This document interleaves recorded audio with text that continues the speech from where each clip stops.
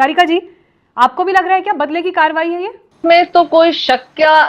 और सुबह का कोई विषय ही नहीं है। निश्चित रूप से जब से भारतीय जनता पार्टी की सरकार केंद्र में है, और आप देख लीजिए जितने भी ईडी के केसेस हुए हैं जो आज एक्टिव है, वो मोस्टली जो है वो ऑपोजिशन वाले लोगों पे है।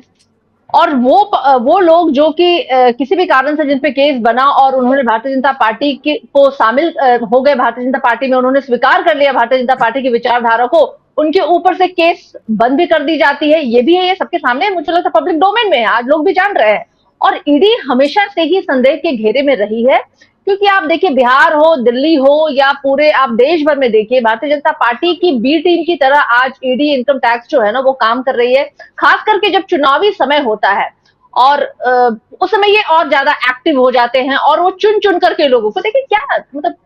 20 साल हो गए, 20 साल में आज तक किसी निष्कर्ष पे नहीं पहुंच पाए हैं ये लोग, और कितना समय आप चाहते हैं भाई। और खास करके जब चुनाव होता है तभी ये जागृत हो जाते हैं, एक्टिव हो जाते हैं, ईडी के समन आने शुरू हो जाते हैं, ऑपोजिशन के लोगों को बुलाना शुरू हो जाता है, पूछताछ के नाम पर उन्हें हरास किया जाता है। सारिका जी,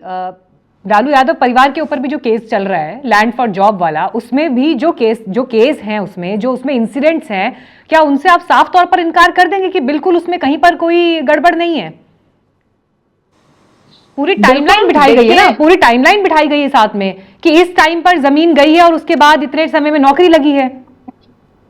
नहीं, मुझे लगता है कि इस पैनल में हमारे सारे प्रबुद्ध लोग हैं, और सभी को पता है यहाँ पे कि कोई भी रेलवे मिनिस्टर जो होता है वो एम्पावर्ड नहीं होता है किसी को नौकरी देने के लिए।